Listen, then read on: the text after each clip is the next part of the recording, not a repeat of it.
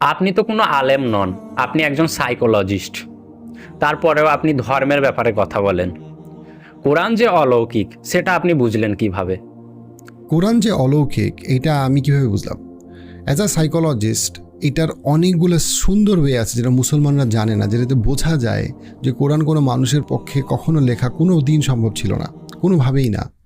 এবং এটা মুসলমানদের জানা বোঝা খুবই জরুরি, কারণ আপনি যে ফিলসফিতে বা যে থিওলজিতে যে রিলিজনে আপনি বিশ্বাস করতে চান তার উপরে কনফিডেন্স আপনার ওভারঅল লাইফের কনফিডেন্সের সাথে রিলেটেড। এখানে একটা ছোট ডিসক্লেমার দিয়ে রাখা ভালো যে এই ভিডিওটা কোনো মানুষকে ধর্মান্তরিত করার চেষ্টা না, জোর করে কোনো মানুষকে ইসলামে আনার ভিডিও এটা না। এটা বরং এটা হচ্ছে গিয়ে কেন আমি বিশ্বাস করি, কেন আমি কনফিডেন্ট, এবং কেন মুসলমানদের কনফিডেন্ট হওয়ার 100% রিজন আছে যে Quran is the word of আল্লাহ, সেইটার জন্য আমি এই এক্সপ্লেনেশন ভিডিওটা করছি। তো আমি ধাপে ধাপে শুরু করি। এইটা আমি কোনো তাড়াহুড়া করে ভিডিওটা বলবো না। আপনার তাড়াহুড়া থাকলে আমি বলবো আপনি ভিডিওটা পরে দেখেন। সো এটা একটা ঠান্ডা মাথায় দেখার, শোনার, চিন্তা করার একটা ভিডিও। সো প্রথমত আমি যেটা বলি সেটা হচ্ছে কি যে কোরআনের যে কম্পোজিশন, সেই কম্পোজিশন কোনোভাবেই কোনো মানুষের পক্ষে বানানো সম্ভব না, কোনো অর্থেই না। কেন সেটা? আমরা যদি আরবি ভাষা ব্যাপারে আমাদের দক্ষতা থাকতো তাহলে আমাদের জন্য সেটা আরও বেশি সহজ হইতো, বাট সেটা ছাড়াও আমাদের পক্ষে সেটা বোঝা সম্ভব। আমি শুধুমাত্র আপনাদেরকে এই এক্সাম্পলটা দিয়ে আমি শুরু করি। প্রথমত হচ্ছে যে আমরা জানি যে কোরআন কিভাবে নাজিল হয়। কোরআন নাজিল হয় বিভিন্ন ঘটনার প্রেক্ষিতে। কেউ আমাদের নবী সাল্লাল্লাহু আলাইহি ওয়াসাল্লামকে একটা প্রশ্ন করছেন, তার উত্তরে একটা আয়াত আসছে, কোনো আয়াত আসছে ঘরে, কোনো আয়াত আসছে পাহাড়ে, কোনো আয়াত আসছে চলার পথে, কোনো আয়াত আসছে যুদ্ধের ময়দানে। বিভিন্ন সময় বিভিন্ন আয়াত আসছে। এই আয়াতগুলোকে পরবর্তীতে যেভাবে আমাদের আল্লাহর নির্দেশ অনুযায়ী রাসূলুল্লাহ সাল্লাল্লাহু আলাইহি ওয়াসাল্লামের দেখানো পথে এটাকে কম্পাইল করা হয়েছে, রাইট? কিন্তু যখন নাজিল হয়েছে এটা কিন্তু বিভিন্ন সময় নাজিল হয়েছে। আচ্ছা, এখন দেখেন একটা ছোট্ট এক্সাম্পল, সেটা হচ্ছে সূরা বাকারা।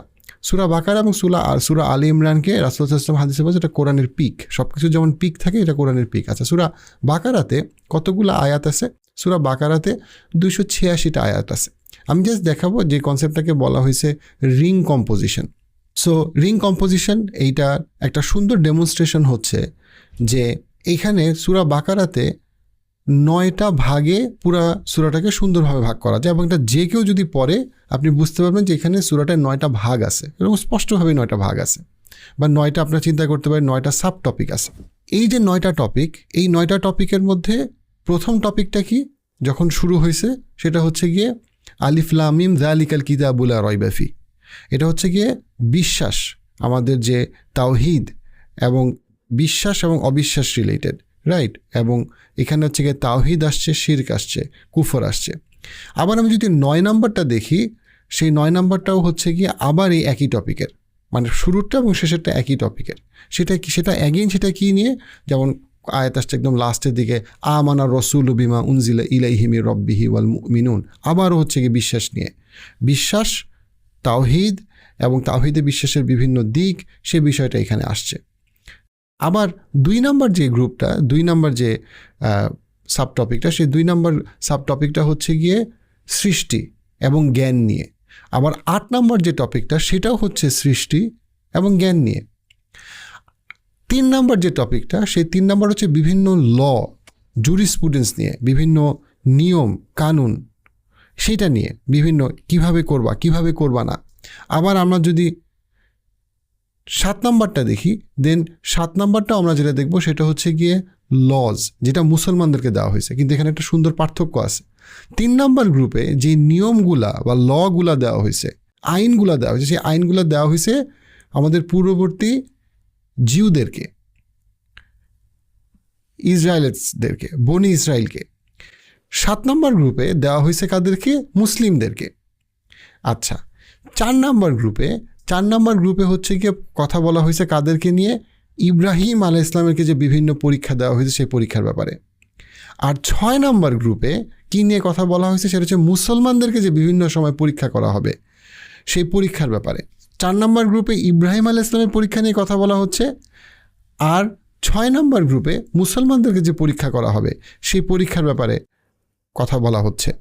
খেয়াল করেন, অর্থাৎ এখন পর্যন্ত যদি 2 ভাগে ভাগ করেন, একটা ভাগে মৌলিকভাবে আলোচনা করা হইতেছে হচ্ছে গিয়ে পূর্ববর্তী জাতিদের কাছে আল্লাহর যে কিতাব আসছে এবং সেই কিতাবের বিভিন্ন বিষয়গুলা, এবং সূরার পরবর্তী অংশে 6, 7, 8-এ আসছে মুসলমানদের পরীক্ষা, মুসলমানদেরকে যে বিভিন্ন লজ দেওয়া হয়েছে, অর্থাৎ এখানে ক্লিয়ারলি 2টা ভাগে ভাগ করা হইল। 5 নাম্বার এক্স্যাক্টলি মাঝখানে যেটা আছে সেটা হচ্ছে গিয়ে কি, সেটা হচ্ছে 143 নাম্বার আয়াত। আপনি যদি 286-কে 286-কে 2 দিয়ে ভাগ করেন, আপনি এক্স্যাক্টলি 143 নাম্বার আয়াত পাবেন। যে আয়াতের শুরুতেই যেটা বলা হয়েছে সেটা হচ্ছে গিয়ে তোমাদেরকে মধ্যবর্তী ব্যালেন্স নেশন হিসেবে তোমাদেরকে তৈরি করা হয়েছে।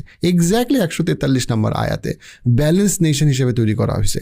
এবং এটা আরও ইন্টারেস্টিং এই কারণে যে এই আয়াতটা যখন নাজিল হয়, এটার একটা কনটেক্সটের একটা জায়গা হচ্ছে যে আমরা যারা হজ অথবা উমরা করতে যাই, আমরা জানি একটা মসজিদ আছে 2 কিবলার মসজিদ, যেখানে 2টা কিবলা আছে। একটা কিবলা কোন দিকে? একটা কিবলা হচ্ছে ওই দিকে যেই দিকে এখন বর্তমানে আমাদের বাইতুল আকসা। আরেকটা কিবলা কোন দিকে? আরেকটা কিবলা হচ্ছে মক্কার দিকে। অর্থাৎ ওই মসজিদে নামাজ পড়ার সময় আল্লাহর পক্ষ থেকে আয়াত আসে কিবলা পরিবর্তনের মিনিং মুসলমানরা এই আয়াত আসার আগে, আয়াত আসার আগে তাদের কিবলা ছিল হচ্ছে গিয়ে বাইতুল আকসা, এবং যখন আয়াত আসে তারা নামাজের মধ্যেই তারা তাদের অবস্থান পরিবর্তন করে মক্কার দিকে তারা বেসিক্যালি নামাজ পড়া শুরু করে। এই যে একটা হিস্টোরিক গুরুত্বপূর্ণ ঐতিহাসিক ঘটনা, এই ঘটনাটা যে আয়াতে আসছে সেটা হচ্ছে এক্স্যাক্টলি মাঝখানে। এবং খেয়াল করেন তার জাস্ট আগের অংশটাই হচ্ছে ইব্রাহিম আলাইহিস সালামের পরীক্ষা, তার পরেরটাই হচ্ছে মুসলমানদের উপর, মানে মুসলমানদের জন্য যে পরীক্ষাগুলা আল্লাহর পক্ষ থেকে আসবে এবং সেই মুসলমানরা কিভাবে ধৈর্যের মাধ্যমে সেই পরীক্ষাগুলো পাস করতে পারে সেই ব্যাপারে। এই যে কম্পোজিশন কোনোভাবেই মানুষের পক্ষে করতে পারা কোনোদিনও সম্ভব না। কেন? কারণটা হচ্ছে এই এন্টায়ার সূরাটা অনেক বছর ধরে, 10 বছরের বেশি সময় ধরে নাজিল হয়েছে, এবং এটা যখন আসছে সাথে সাথে কিন্তু এটা একটা ওরাল ট্রেডিশন হিসেবে ছিল। মানুষ যখন বই লেখে তখন মানুষজন লাইন বাই লাইন গুছায় লেখে, তারপরে আবার এটাকে কাটাছেঁড়া করে। তারপরেও কেউ এই কম্পোজিশন আনতে পারে নাই এখন পর্যন্ত। সেইখানে রাসূলুল্লাহ সাল্লাল্লাহু আলাইহি ওয়াসাল্লাম যিনি লিখতে অথবা পড়তে সরাসরি জানতেন না, সেইখানে ওনার পক্ষে একটা ওরাল ট্রেডিশন, যেই ট্রেডিশনটা উনি মারা যাওয়ার পরে পুরাপুরি একসাথে করা হয়েছে, এবং তার মধ্যে এই বিন্যাসকে নিয়ে আসা, এটা কোনোভাবেই সম্ভব না আপনি যদি ঠান্ডা মাথায় চিন্তা করেন। এবং যেই কারণে কোরআন নাজিল হওয়ার পরে এত বছর পার হয়ে গেছে, 1400 বছর পার হয়ে গেছে, কেউ কোরআনের মতো একটা বই ইংলিশ, বাংলা, হিন্দি কোনো ভাষায় প্রডিউস করে সরাসরিভাবে চ্যালেঞ্জ করার চেষ্টাও করে নাই যে হ্যাঁ আমি এই বইটা বানাইলাম, এই বইটা হচ্ছে গিয়ে কোরআনের মতো একটা বই। কারণ কারো পক্ষে এই কম্পোজিশন আনা সম্ভব না। তার মধ্যে আবার এই কম্পোজিশন যে আনছে, যদি আমি ধরেই নেই যে আমাদের নবী এই বইটা লেখছেন, যেটা উনি অবশ্যই লেখে নাই, কিন্তু তখন আসবে যে উনি তো লেখেও নাই, ওনার পক্ষে তো লেখাও সম্ভব ছিল না। এবং যখন উনি একটা আয়াত বলে ফেলছে, তার পক্ষে কিন্তু ওই আয়াতটা আবার ফেরত নেওয়া সম্ভব না। সে তো মুখে বলে ফেলছে, এমন কিন্তু না যে কোনো একটা ইনসিডেন্ট হয়েছে যেখানে উনি একটা আয়াত বলছে, পরের দিন বলছে না আগের দিন আয়াতটা ভুল বলছে, আমি নতুন একটা আয়াত আনবো না। যে আয়াতটা বলা হয়ে গেছে সেই আয়াতটা বলা হয়ে গেছে, অর্থাৎ এখানে কাটা ছেঁড়ার কোনো সুযোগ নাই।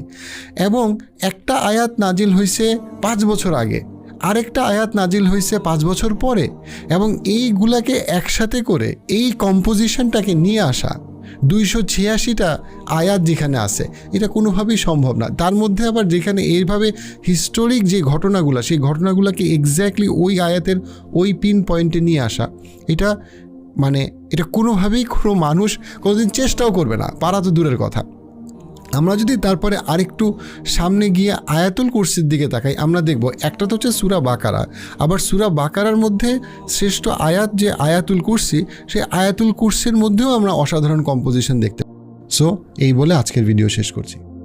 দেখেন, একজন সাইকোলজিস্ট যখন কোরআন, ধর্ম, আল্লাহর শ্রেষ্ঠত্বের বিষয়ে আত্মবিশ্বাসের সাথে জোর দিয়ে কথা বলে, তখন কিন্তু নিজেদের আত্মবিশ্বাস আরও বেড়ে যায়।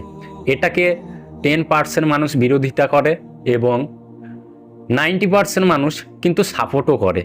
90%-এর মধ্যে আমিও একজন, যে আমি ওনাকে সাপোর্ট করি ধর্মের ব্যাপারে আলোচনা করার ক্ষেত্রে।